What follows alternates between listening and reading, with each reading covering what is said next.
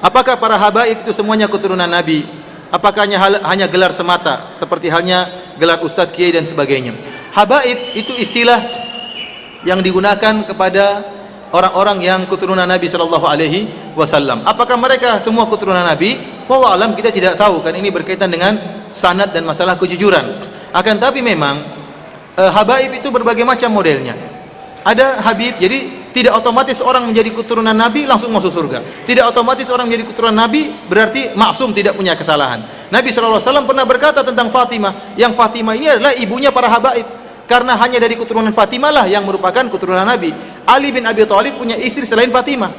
Istri-istri Ali yang selain Fatimah tidak meneruskan keturunan Nabi SAW, hanya keturunan Fatimah. Rasulullah SAW pernah berkata tentang Fatimah, "Lau kana Fatimah bintu Muhammad saraqat laqata'tu yadaha." Kalau seandainya Fatimah putrinya Muhammad mencuri, saya akan potong tangannya. Ini kata Nabi.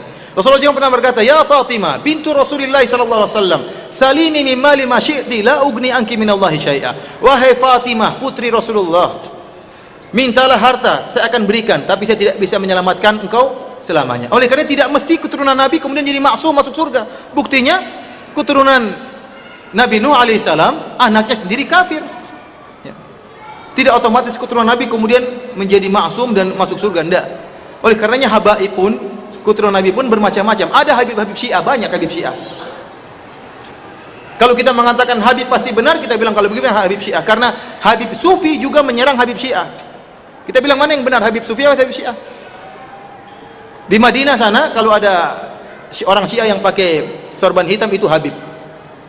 Kalau sorban putih itu bukan habib, tapi Syiah, ulama Syiah. Tapi kalau dia sudah pakai sorban hitam, dia ulama Syiah dan juga habib. Yang paling mulia di sisi Allah, yang paling bertakwa. Justru karena kecintaan kita kepada keturunan Nabi, kalau memang itu keturunan Nabi, maka kita nasihati mereka agar kembali kepada ajaran leluhur mereka. Menasihati habib-habib Sufi agar meninggalkan bid'ah Maulid Nabi sallallahu alaihi wasallam. Jadi ada habib Sufi, ada habib apa? Syiah. Antum ikut yang mana?